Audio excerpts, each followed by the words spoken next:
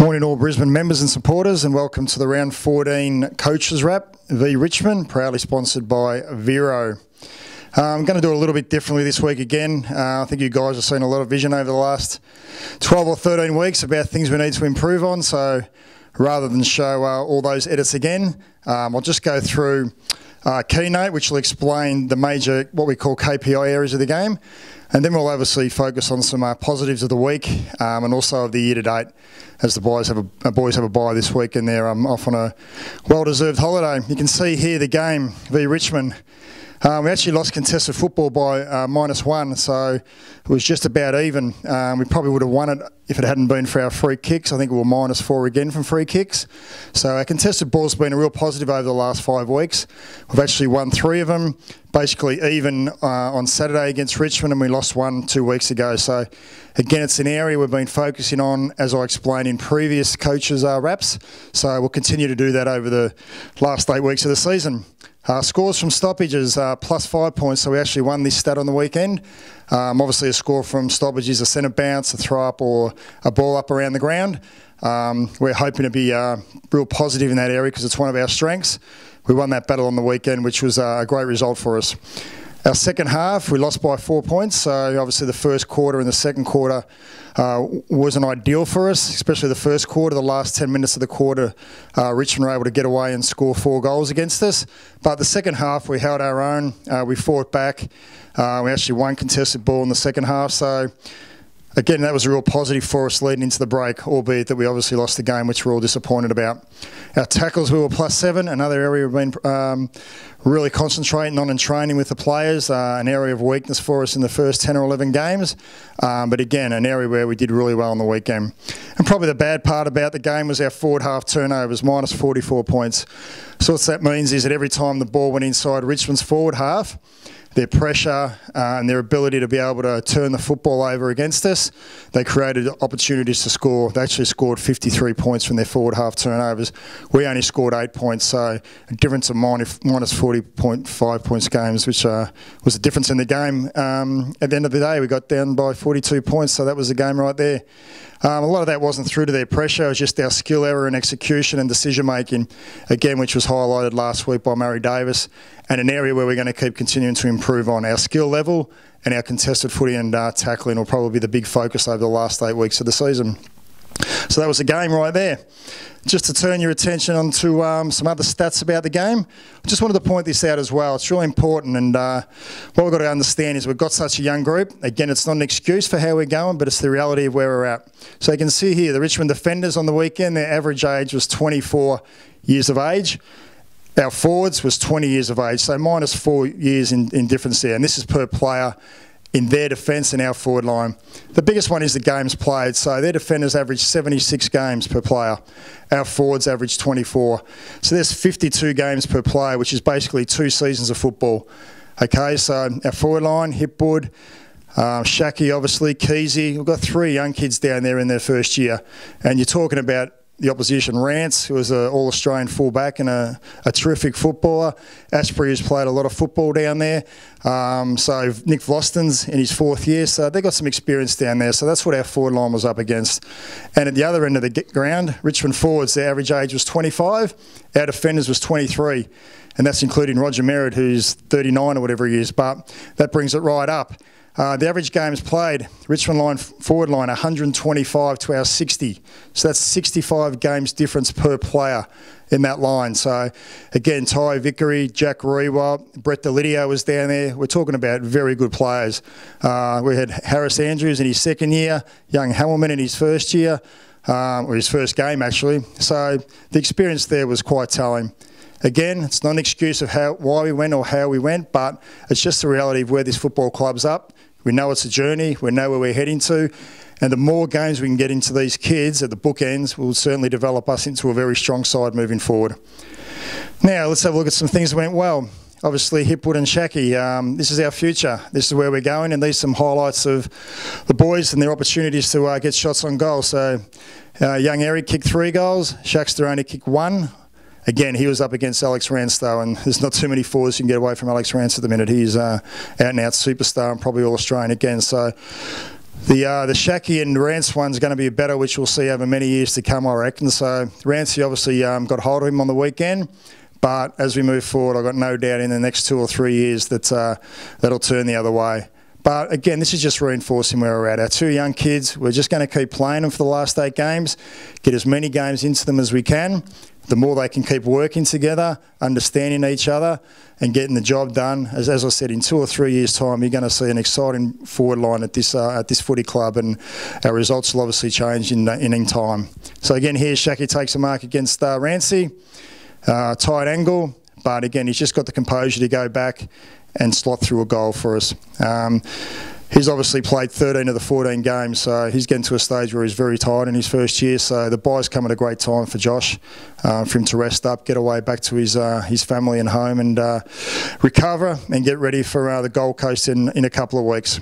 So 4 goals between the 2 young keys was an outstanding result for us on the weekend against a defence that's experienced and who basically play their game of footy based on their defenders being able to shut down the opposition forwards. And so this is the last goal. You see Eric with his 65-metre run-up, shot at goal. I'm not too sure where he's got this from, but anyway, it's been productive for him and he slots it through. So that was something that was a real positive for us on the weekend. The other one I want to talk about is our midfield. So Jared Jansen and Reece Masterson. Obviously, Jared's played 4 games now. I think Reece's played 2 or 3. But they're a real bonus for us. If you see here, Reece's had 24 possessions, 14 of them contested. So he does actually go in and win his own football. He had 4 clearances around stoppages and he had 7 tackles. So he's going to be a very, very good footballer for this club moving forward. Jared Jansen's another one who came from Geelong. 16 possessions, 13 of them contested. 6 clearances and 3 tackles. So, you know, those 2 young guys were a real positive for us for the game. Obviously, we lost Mitch Robinson early in the second quarter to concussion. Pierce Hanley had a quiet day by his normal standards, so it was just good for these 2 young kids to come up and support Rocky in the midfield and win a bit of contested football for us, especially in the second half. They had a real impact for us and enabled us to get close in terms of contested football, but also our ability to score from stoppage was as a result of these 2 kids. So you can see here some stoppage stuff. Reece's nice and clean, gets it going forward. He's been really working hard on his spread from stoppages, his ability to get out and make sure that he can impact the next contest. So with these young kids, it's all about getting from contest to contest, providing our keys with some pressure up in our forward half. Centre bounce against here.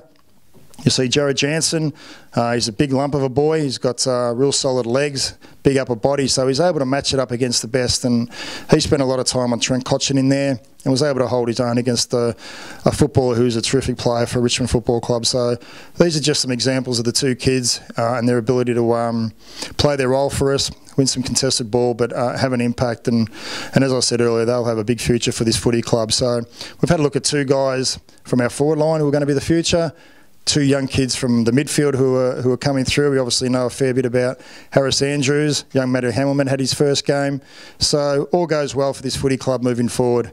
As I said earlier, it's about the journey. We just need to make sure that we keep the faith. We're trying to provide hope for you. We're trying to provide a brand of footy that's exciting for you. Sometimes it doesn't come off, but we are working on it. And again, all these kids that I've shown you here are going to be the way forward for us. And Jared taking a good mark here. And he obviously goes back and slots a goal for us. And finally, just some information about this year as we move into the break. One thing I want to highlight, we've had 6 guys who have made their debut this year, which is equal number 1 in the AFL for the season. So obviously Shacky, Keezy, Hippie, Jared Jansen, Matty Hamilman on the weekend, and Reece Matheson. So 6 guys, equal with the Sydney Swans. Difference with the Sydney Swans and Brisbane is that these guys at Sydney are coming into an experienced outfit.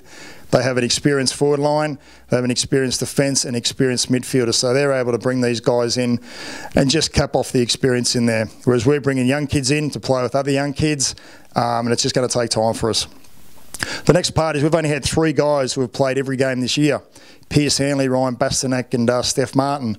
Obviously Steph missed a half and a bit of the second quarter when he got knocked out, but again, the reality is for a side to be able to compete in finals, you probably need somewhere between 7 and 12 players playing every game, just so you can get some stability, everyone playing together, and it helps with your game plan. And again, we've only got 3 guys, Pierce Hanley and Steph Martin are probably the elder two of those. So when you bring in 6 young kids into your group and you've only got 2 experienced players playing every game, it certainly makes it another challenge for the footy club. So hopefully as we move forward over the next 2 or 3 years, due to the fact we're playing a lot of young guys now, they'll get 30 games into them, 50 games into them.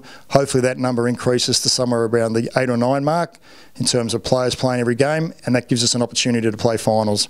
And the last part is we've played 36 players this year, which is equals second, so in terms of if you go down the bottom of the ladder. So most sides there have played 28, 29, 31, 32, but you can see we've played 36, which is the second most of any club in the AFL. We've got 47 players on the list. Clarkey obviously can't play due to his concussion, so there's probably 8 or 9 players who haven't played senior footy for the footy club this year. So again, it's not ideal and not where we want to be, but it is what it is. We are where we're at, and again, it's just an indication to you supporters and members out there exactly what's going on this year and exactly what the ladder looks. But you can have a quick look through that ladder. It's got all the clubs there, how many games they've played, and you'll probably see that the majority of the top 8 sides have played less players than the opposition, have probably had less guys make their debut, and most certainly have had more guys play every game this year. And just to touch base, the last 3 years, 2014 we had 10 blokes play their first game, 5 last year and 6 so far this year, which is 21 players over 3 years, which is the most in the AFL by 6. So it reinforces exactly what we're doing at this football club, bringing young talent in, playing the young talent. Hopefully in 12 months' time, 24 months' time, you start seeing the fruition of this, get some wins on the board. But that's where we're at right now as a footy club. So keep the faith. We're on the right track. I love your support out there as members. Went to the Hall of Fame on Saturday night. It was a terrific night for the club, for our younger players to hear stories of the old guys. But more importantly, to get around and meet some of the members and supporters. It was really a great night, especially one lady, I can't remember your name, from Ivanhoe, but I'm glad you watch every week and you're on track with us, and keep the faith.